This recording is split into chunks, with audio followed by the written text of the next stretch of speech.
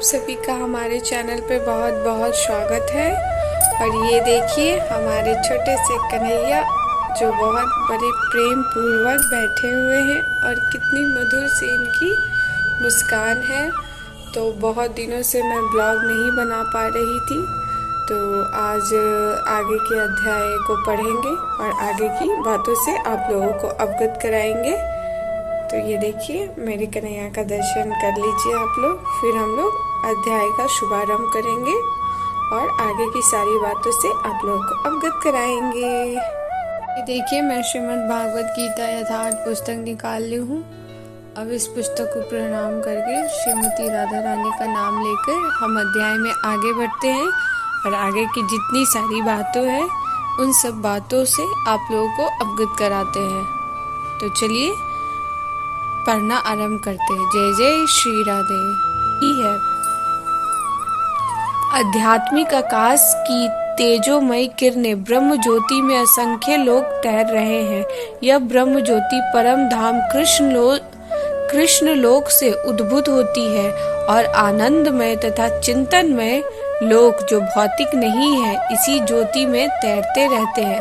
भगवान कहते हैं न तत्भाष्यते सूर्यो न सस्डाको न पावक यत् गत्वा न निर्वतन्ते तद्धामा परम मम।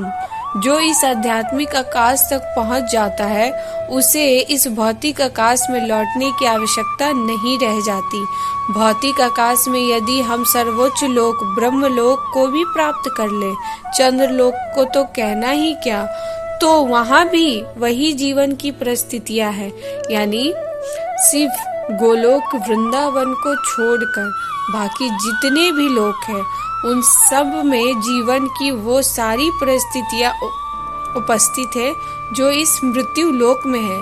लेकिन सिर्फ गोलोक वृंदावन ऐसा लोक है जहाँ जीवन की ये सारी परिस्थितियां, जन्म मृत्यु व्याधि तथा जरा, ये सारी चीजें वहाँ नहीं है।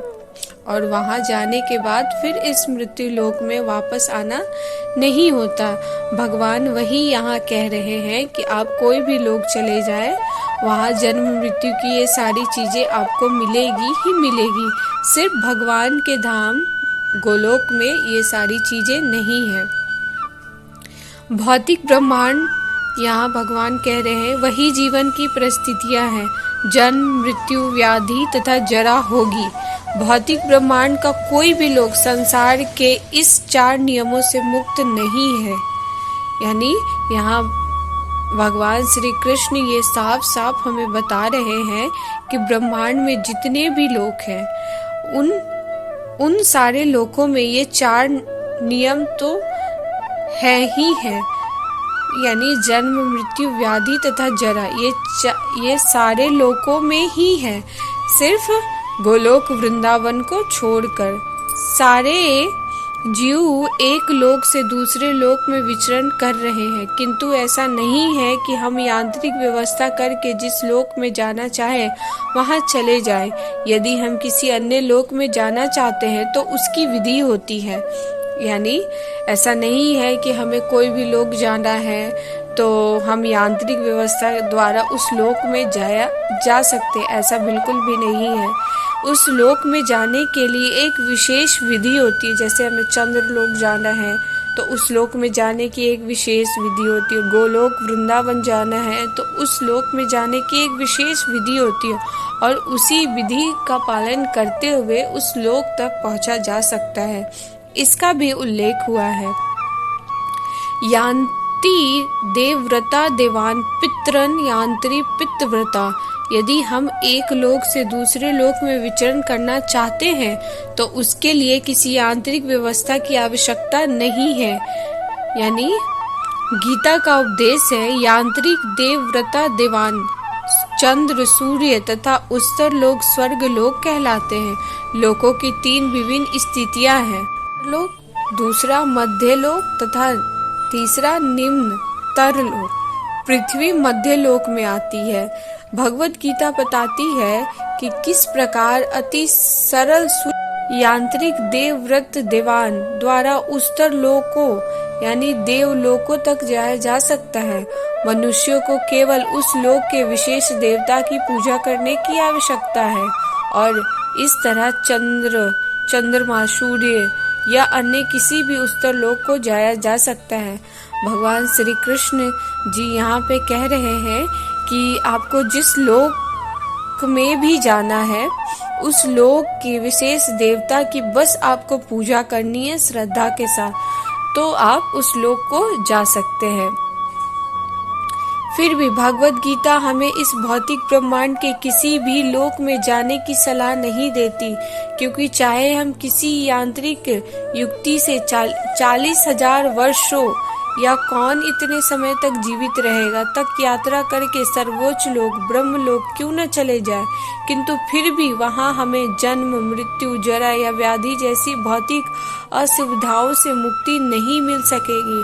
लेकिन जो परम लोक, कृष्ण लोक या आध्यात्मिक आकाश में किसी भी अन्य लोक में पहुंचना चाहता है, उसे वहां ये असुविधाएं नहीं होगी। आध्यात्मिक आकाश में जितने भी लोक हैं, उनमें गोलोक वृंदावन नामक लोक सर्वश्रेष्ठ है। भगवान श्री कृष्ण यहाँ कहते हैं कि जितने भी लोक हैं, उन लोकों में सबसे श्रेष्ठ गोलोक वृंदावन लोक सर्वश्रेष्ठ है, जो भगवान श्री कृष्ण का आदि धाम है।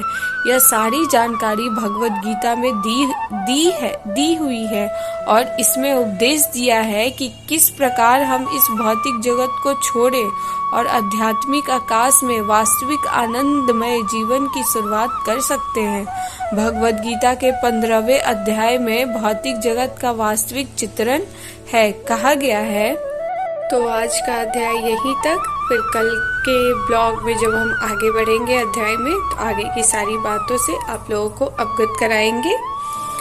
तो अगर आप हमारे चैनल पे नए आए हैं तो हमारे चैनल को सब्सक्राइब करें, लाइक करें और ज़्यादा से ज़्यादा शेयर करें, ताकि सभी लोगों तक श्रीमद् भागवत गीता यथार्थ पुस्तक की बातें पहुंच सके।